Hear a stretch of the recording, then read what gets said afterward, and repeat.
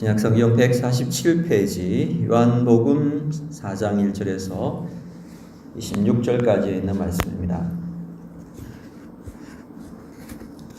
본문의 말씀을 우리 다 함께 한 목소리로 봉독하겠습니다. 말씀 봉독할 때에 성령님께서 오늘 이 시간 우리에게 주시는 거룩한 음성 들려주시기를 바랍니다.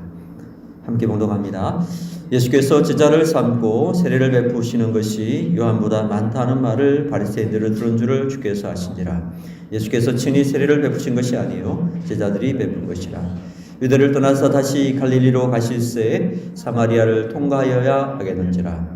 사마리아에 있는 수가라는 동네에 이르시니 야곱이 그 아들 요셉에게 준 땅이 가깝고 거기 또 야곱의 우물이 있더라. 예수께서 길 가시다가 피곤하여 우물 곁에 그대로 앉으시니 때가 6시쯤 되었더라.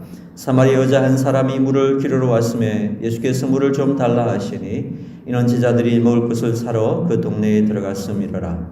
사마리아 여자가 이르되 당신은 유대인으로서 어찌하여 사마리아 여자인 나에게 물을 달라 하나이까 하니 이는 유대인이 사마리아인과 상종하지 아니할 일이라. 예수께서 대답하여 이르시되 내가 만일 하나님의 선물과 또 내게 물 좀 달라 하는 이가 누구인 줄 알았더라면 내가 그에게 구하였을 것이요 그가 생수를 내게 주었으리라.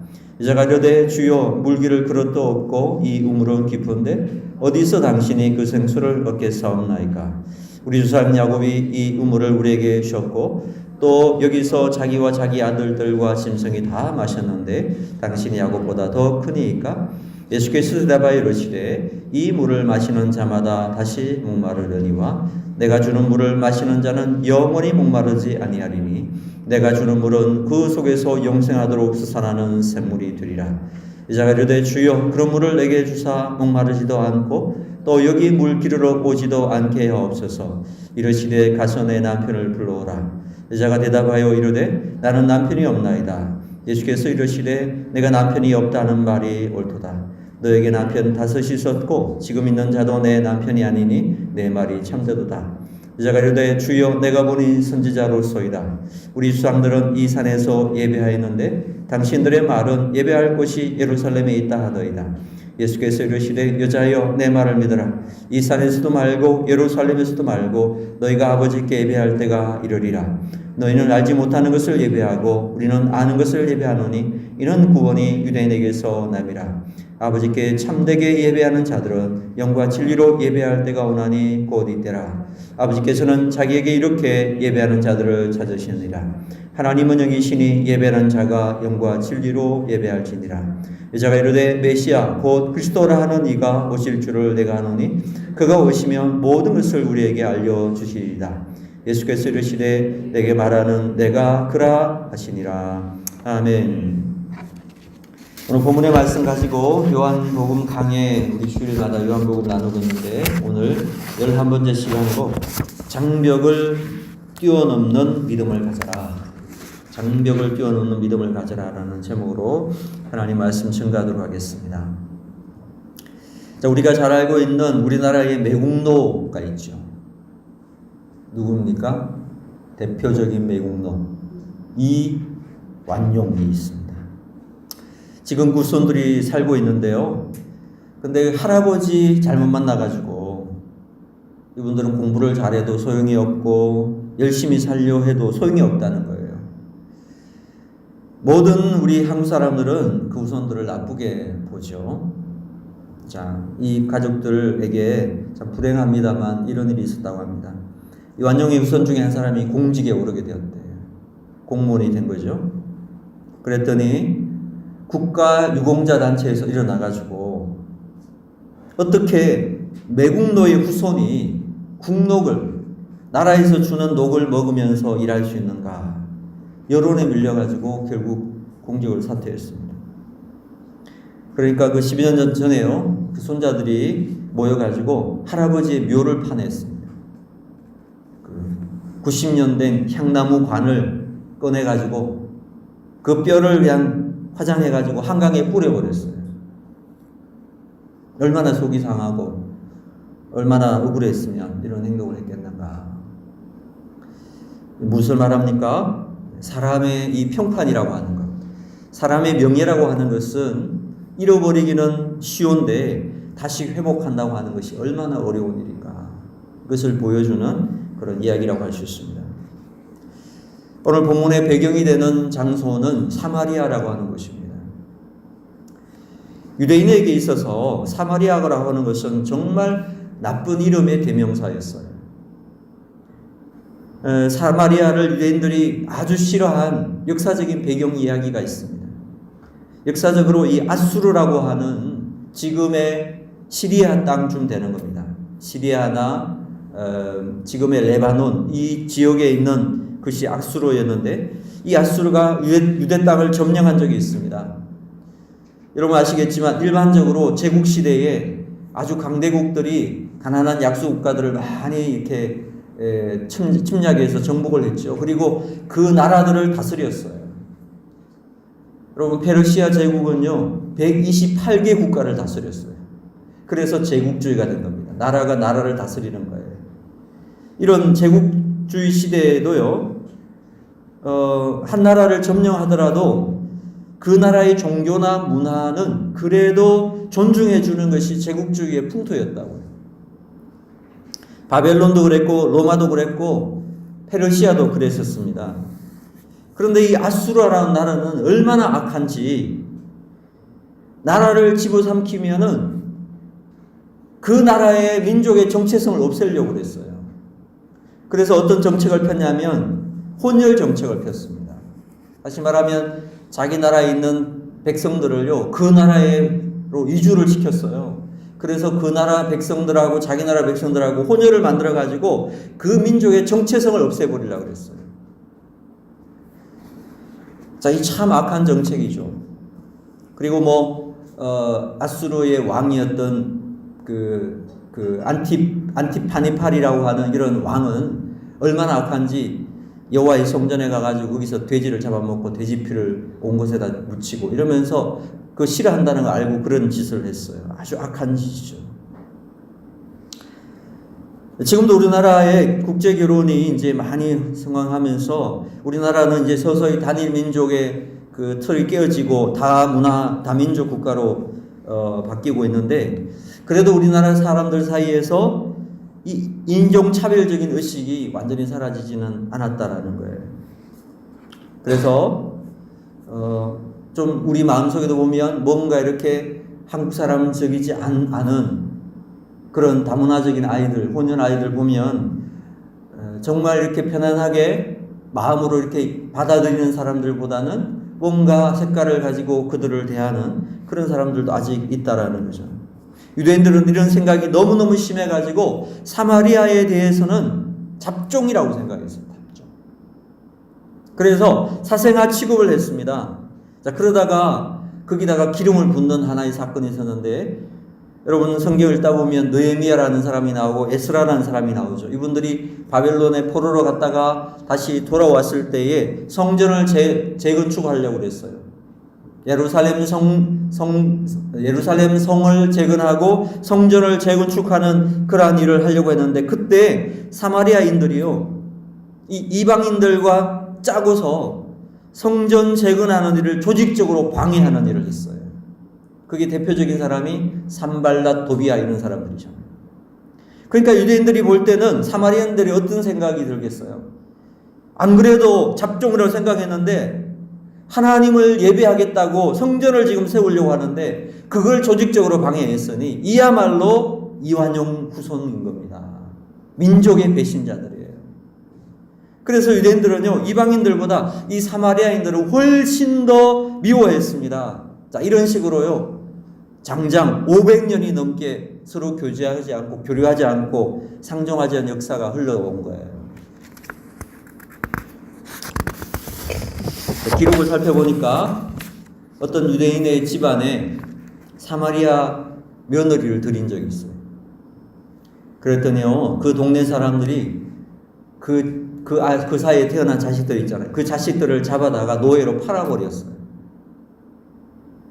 근데 많은 유대인들이 그것을 당연한 일로 묵인해 주었다는 거예요.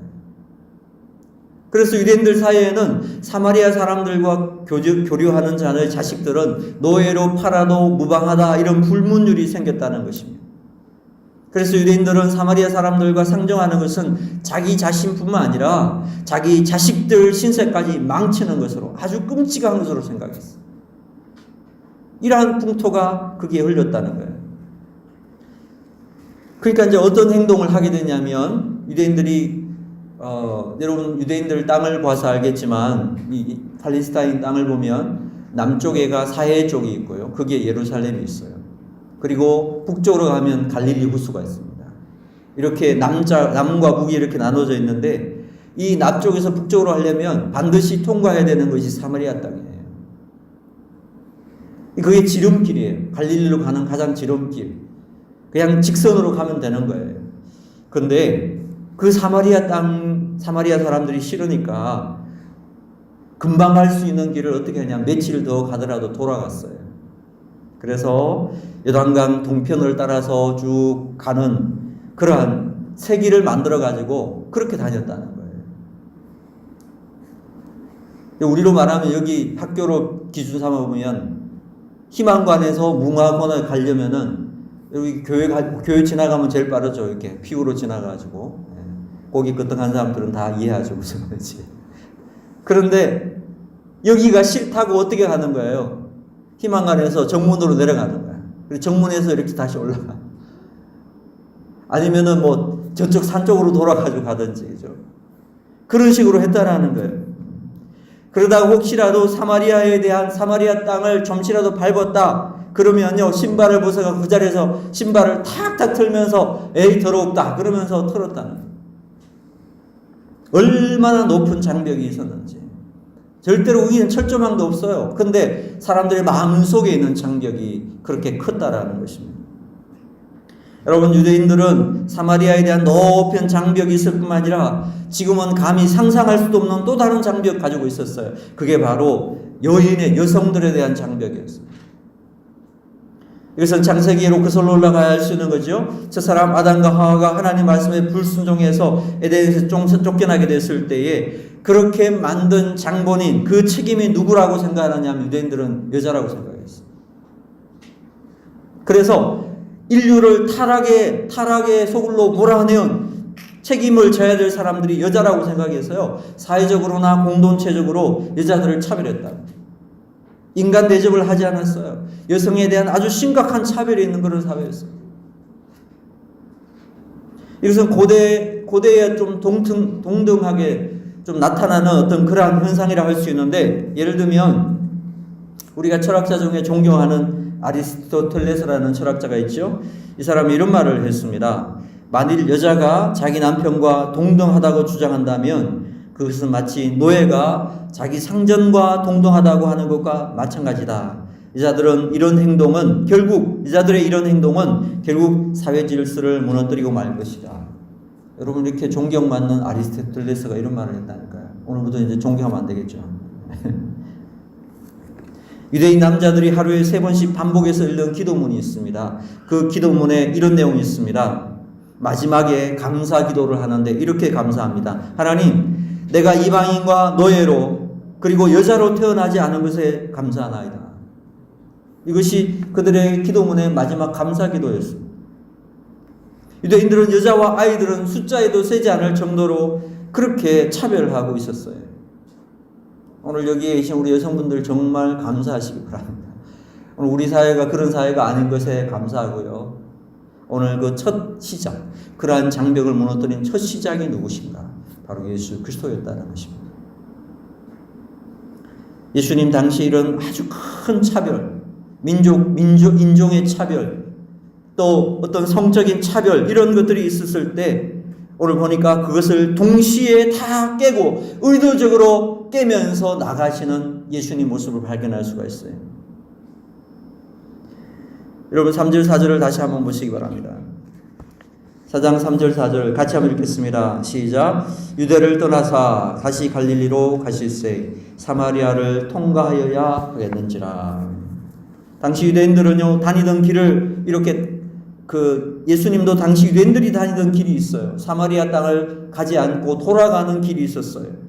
서쪽으로 돌아가면 지중해를 끼고 가면 되고, 동쪽으로 돌아가면 요단강을 끼고 돌아가면 됩니다. 그런데 예수님께서 오늘 여기 보니까 의도적으로 사마리아 땅을 통과하려고 하신다라는 거예요. 그 이유가 무엇입니까? 바로 거기에 삶에 지치고 피곤하고 쓰러져 있는 한 여인을 만나야 했기 때문이라는 것입니다. 지치고 쓰러져 있는 그 영혼을 일으켜 세워주고 용기를 불어넣어서 생명을 불어넣어서 다시금 끊어진 관계들을 회복하는 그 여인을 향해 주님께서 나가셔야 했기 때문에 그 길을 가셨다라는 겁니다. 사랑하는 여러분, 예수님은 오늘도 지치고 상한 영혼들, 피곤하고 지친 영혼들을 찾아오시는 분이신 것을 여러분 믿으십니까? 인생의 갈증으로 목말라하는 영혼들을 긍휼히 계시고 손 내밀어 주시는 주님이시라는 것입니다. 해결하지 못하는 문제로 인해서 가슴 답답한 그러한 영혼들을 주님은 오늘도 찾아오셔서 그들의 심령에 생명수를 부어주기를 원하시는 주님이십니다. 잃어버린 한 영혼을 찾기 위해서 저 하늘의 높은 보좌를 버리시고 이 땅까지 내려오신 그분이 바로 우리 주님이시라는 겁니다. 그러므로 오늘 우리는 이 주님을 만나야 될 줄로 믿습니다. 우리에게 찾아오셔서 손 내미시는 주님 앞에 그 손을 붙잡는, 그리고 우리의 모든 인생의 갈증과 답답함과 문제들을 다 내려놓고 공급해 주시는 풍성한 생명수를 누리면서 그 은혜로 회복되는 놀라운 이 시간 되어지기를 주의 이름으로 축복합니다. 나아가서요, 예수님께서 사마리아 우물가 여인을 만나신 것은요, 아주 깊은 영적인 의미가 있습니다. 그것은 바로 예수님은 모든 막힌 담을 허무시는, 모든 견고한 장벽을 무너뜨리는 주님이시라는 것을 보여주고 있는 것입니다. 여러분, 우리도 모르게 우리 안에 세운 장벽들이 있습니다. 교제를 가로막고 소통을 방해하는 모든 막힌 담들을 무너뜨리기 위해 나오시는 분이 바로 주님이시라는 사실입니다. 에베소 2장 14절에 보니까 예수님에 대해서 이렇게 표현하고 있습니다. 그는 우리의 화평이시니라 둘로 하나를 만드사 중간에 막힌 담을 허시고, 계속해서 14, 16절에 보니까 또 십자가로 이 둘을 한 몸으로 하나님과 화목하게 하심이라 원수된 것을 십자가로 소멸하셨다 라고 말씀하십니다. 여러분, 십자가의 의미가 무엇인지 아십니까? 둘을 하나로 만드는 것이에요. 둘 나누어진 장벽을 무너뜨리는 것, 그것이 십자가의 의미라는 것입니다. 그래서 예수 그리스도의 십자가에 복음이 들어간 곳은 다 장벽들이 무너지고 막힌 담들이 다 흘러내리고 무너지게 되더라는 것입니다. 만약 십자가의 복음이 전파되는데도 여전히 차별과 장벽이 있고 거기에 막힌 담들이 가득하다면 그것은 진정으로 복음이 들어간 곳이라고 할 수 없다라는 것입니다. 복음이 들어가고 교회가 들어가면, 성도들이 들어가면 거기에 막힌 담들이 무너지게 되고 그것이 모든 관계들이 회복되어 오는 것, 바로 이것이 십자가의 능력이고 복음의 능력이라고 말씀하고 있습니다. 여러분, 인간이 사는 세상에는요, 많은 장벽이 존재합니다. 경제적인 장벽이 있습니다. 빈익비, 부익부, 부의 솔림 형상들이죠. 인종적인 장벽들이 있습니다. 신분적인 장벽이 있습니다. 그래서 공산주의 이론을 주창했던 칼 막스는 이런 사회에 대해서 이렇게 평가했습니다. 사회라는 것이 무엇인가? 역사라는 것이 무엇인가? 인간 대 인간의 끊임없는 계급투쟁이다. 가진 자와 못 가진 자가 투쟁하고 있고, 강대국과 약속이 투쟁하고 있고, 배운 사람과 배우지 못한 사람이 투쟁하고 있다. 이 갈등은 지금도 계속되고 있다. 이렇게 평가했어요. 그래서 그는 이 모든 것을 없애기 위해서는 계속해서 투쟁하고 쟁취해야 된다는 것입니다. 때로는 필요하다면 폭력을 써서라도 다 뒤집어 엎어야 된다고 소리친 사람이 칼 막스인 것입니다. 그래서 투쟁하고 폭력적으로 다 쟁취했더니 어떻게 되었습니까? 모든 계급이 없어지고 모두가 다 막힌 답이 무너지고 장벽이 무너지고 새로운 세상이 올 줄 알았는데 세상에 다 없애버렸더니 거기에 한 힘 있는 사람이 나타나가지고 독재주의를 하기 시작했어요. 그것이 바로 공산주의예요. 구소련이나 북한처럼 그렇게 됐다는 것입니다. 여러분, 우리가 사는 세상에는 장벽이 있습니다. 그것을 투쟁으로 없앨 수 있는 게 아니라는 것이 역사적으로 증명이 되었어요. 이 모든 갈등과 막힌 담을 무너뜨릴 수 있는 힘이 어디에 있느냐? 바로 예수 그리스도의 복음밖에는 없는 줄로 믿습니다. 오직 복음만이, 예수 그리스도만이 이 모든 장벽들을, 막힌 담들을 허물어뜨리는 능력의 주님이시라는 겁니다. 좀 적용적인 차원에서 제가 한번 말씀 나누겠습니다. 제가 충성교회사에 가면서 참 어렵고도 안타까운 것이 하나 있는데, 그것은 바로 충성교회에서 주님을 섬기는 지체들로서 좀 형제의식들이 부족하다는 느낌이 들 때가 많이 있어요. 한 직장 안에서 생활하다 보니까 회사 동료이기도 하지만 경쟁자라는 그런 의식이 있어서 그럴 수도 있다고 생각합니다. 그러나 저는요, 다른 거 모든 걸 내려놓고라도 우리가 교회 안에서 만나게 됐을 때는 주님 안에서 한 형제요 자매가 되어야 되지 않는가. 계급이 아무리 높아도 형제 자매라는 것은 그렇죠. 나이에 따라서 나이가 많으면 형님 오빠고 어리면 동생이 되는 거예요. 사실 그것이 주님 안에서 형제 브라더십이죠. 형제의 어떤 정신이죠. 저는 바울 서신을 보면서 바울은요, 교회 교인들을 부를 때 항상 동일하게 불렀어요. 어떻게 불렀느냐? 형제들아 이렇게 불렀어요. 형제라고 불렀어요. 분명히 그분들도 직분이 있었을 것이고 그랬는데 바울은 항상 형제들아, 집사님, 목사님 이렇게 부르는 것이 아니라 그냥 형제들아 이렇게 불렀어요.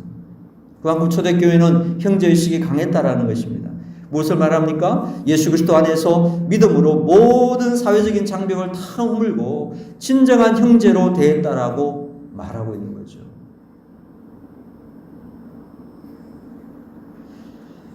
심지어 어느 정도까지 형제 관계가 확장되었냐면, 한 가정에서 옛날 당시에는 종과 주인의 관계도 있었잖아요.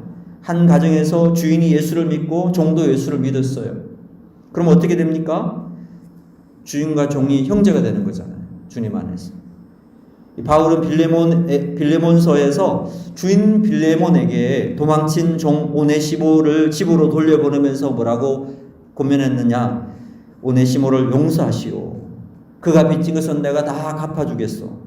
그가 복음을 받아들이고 하나님의 자녀가 되었으니 이제 더 이상 오네시모를 당신의 종으로 볼 것이 아니라 그리스도 안에서 형제로 받아들이기를 바라오. 그러면서 써보낸 편지가 빌레몬서예요. 종과 주인의 장벽이 허물어지고 형제가 되는 것, 이것이 그리스도 안에서 복음이라는 것입니다. 바로 이것이 복음의 능력이고 그리스도의 힘이라는 것입니다. 형제의식이 생기기 때문에 이전과는 전혀 다른 새로운 차원의 관계를 맺는 것이죠. 오늘날 많은 교회들이 형제처럼 살아가는 교회들이 많다는 거예요. 가족처럼 살아가는 교회들이 많다는 겁니다. 그러나 여러분, 형제처럼 가족처럼 살아가는 것이 아니라 그야말로 그리스도 안에서 형제요 가족인 것입니다. 우리 육신의 피를 나눈 형제들을, 육신의 피를 나눈 가족들은 이 땅에 사는 동안 끝나고 나면 그 피의 의미는 사실 별 의미가 없어요. 천국 생활을 할 때는요, 예수 그리스도 안에서 주님의 피를 함께 나눈 그것이 영원한 관계가 되는 줄로 믿습니다. 그러니까 여러분, 정말 중요하죠. 우리 믿음 안에서 관계라는 것이. 사랑하는 여러분, 교회는 모든 장벽을 복음으로 무너뜨리는 곳이어야 합니다. 왜입니까? 우리가 따르는 예수 그리스도께서 모든 장벽을 무너뜨리신 분이시기 때문에 그렇습니다. 경제적인 부분, 신분적인 면, 인종적인 면, 성별적인 것, 그 어떤 것도 예수 그리스도 안에는 차별이 있을 수가 없다라는 것입니다. 십자가는 이 둘을 하나로 만드는 능력이 되기 때문에 그런 것입니다.